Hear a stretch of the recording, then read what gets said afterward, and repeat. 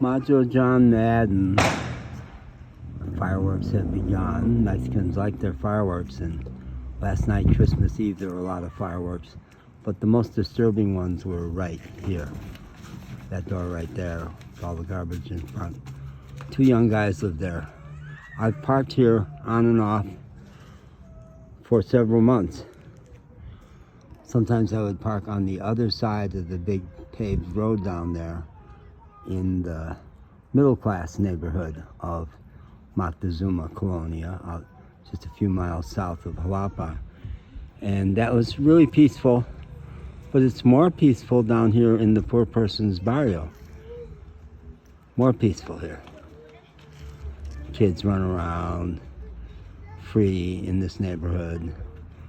The families here are poor. The housing stock on the other side. Buenas tardes, Feliz Navidad. I don't have to worry about hurting people's feelings by calling the neighborhood poor, because they, unless I speak Spanish, they don't know what I'm talking about.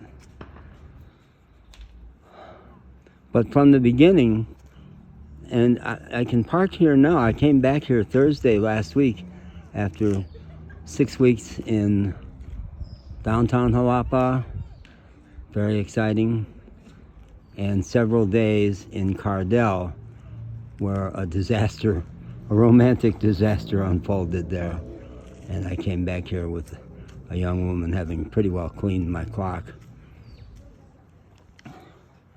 So I parked here, right there, last Thursday, and was so happy to be back here because it's more peaceful here in the barrio, because there's essentially no traffic.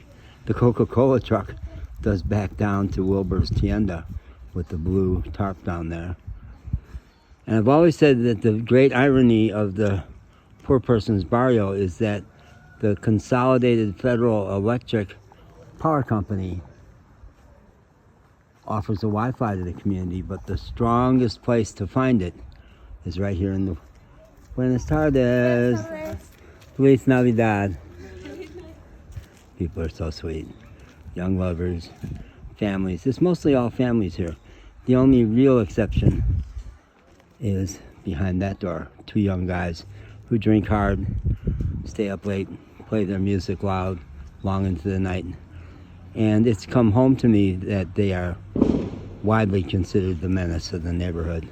There's taxis down here. This neighborhood extends way down the side of the hill. I've realized that only over time. Taxi drivers and taxis coming in to pick people up. Girl in her fabulous Christmas dress. Families, sweet, peaceful. I noticed that right away. I've said all along the irony is that the best public Wi-Fi is right here. Well, it's not a mistake. It's not a coincidence. This is a daycare right behind here. And down there at the corner is the primary school. So this is where the 2 classes mix. This is where the middle class folks bring their kids to school. And on a school day, my big van, which is right there right now, really can't be parked right here because there are all kinds of parents and teachers in and out. They need every bit of parking here. Early in my time here, many weeks ago, there was a big backhoe in here, grading, leveling everything off. But it only went as far as here. It served the school, and where the middle class people have expectations of what the road is like.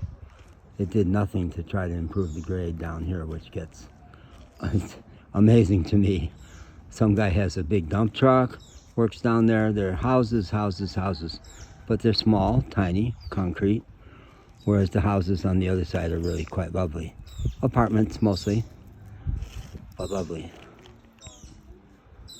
So I've made videos on and off all day to chart the dialectic during my holiday season, my Navidad in Mexico, between peaceful things that have happened and non-peaceful.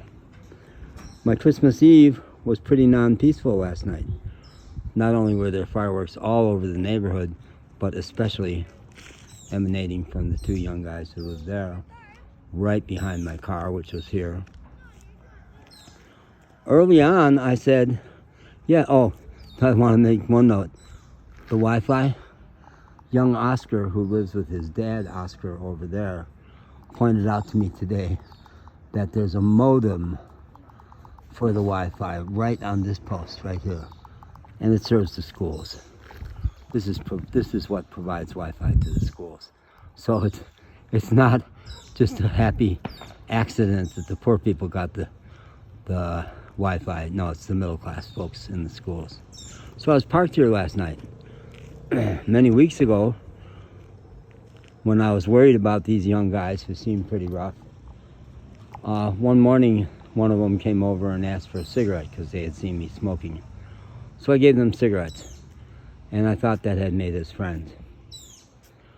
But last night, as I was parked here, 2 in the morning, I was dead asleep. The fireworks had stopped, and there's this guy pounding on the side of my van. Now, you don't do that. In Appalachia, you risk your life pounding on somebody's van. Nobody has guns here, so you're not risking your life. But I yelled, "What are you doing?" He wanted a cigarette. I said, "Go away, it's the middle of the night, I'm asleep." He kept pounding. I screamed at him to get the fuck away. And Mexicans are so gentle that screaming at somebody is fighting words. And he's a young, big, tall guy. I'm no match for him physically. I was mad. So I had been all the way down to Las Trancas and all the way back up today. The weather was beautiful then. This is classic Xalapa weather up in the mountains.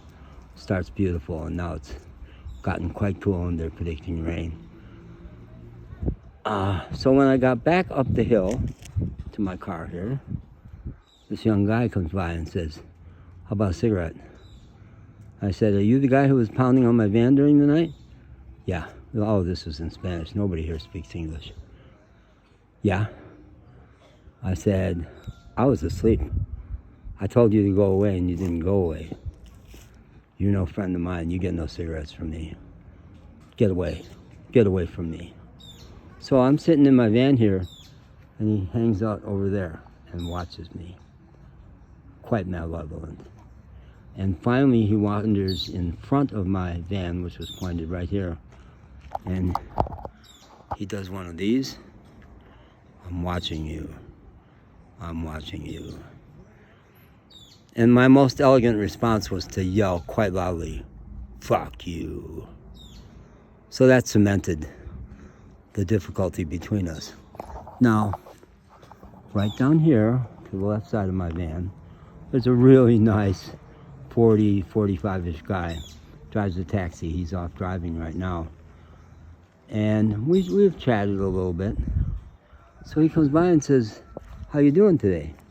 in Spanish. And I said, "Not great." And I described the whole scenario of what had happened with this guy. And he knew immediately what was going on because nobody likes this guy.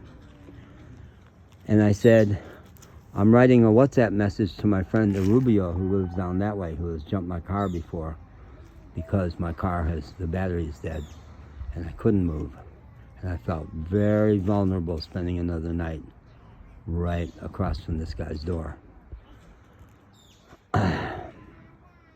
So I said to Oscar, the cab driver, the dad of young teenage Oscar, what was going on, and that I was writing a WhatsApp message to my friend Rubio, could he come jump me, and I'd get out of here. I'd miss the Wi-Fi because I'm a writer and a videographer and I love using the Wi-Fi. I always thought it was coming from there, but it's coming from there, right there. But I would move back over there where I'd feel safe. Because when I left the car this morning, I locked it, which I never do. But I didn't trust him. I thought, at least he's going to try to steal my shit. So Oscar says, "I could give you a jump." "Good, that'd be great, thank you." He says, "But you don't need to leave the nice Wi-Fi. Park right next to my house. You'll be safe there. He's not going to mess with you over there." So I ended up having a great conversation with young Oscar. Really fun. I spoke a lot of Spanish today. In a pinch, it comes out. Still kind of rough, limited vocabulary, but 9 months in all parts of Mexico where they don't see Americans. I speak Spanish because I have to.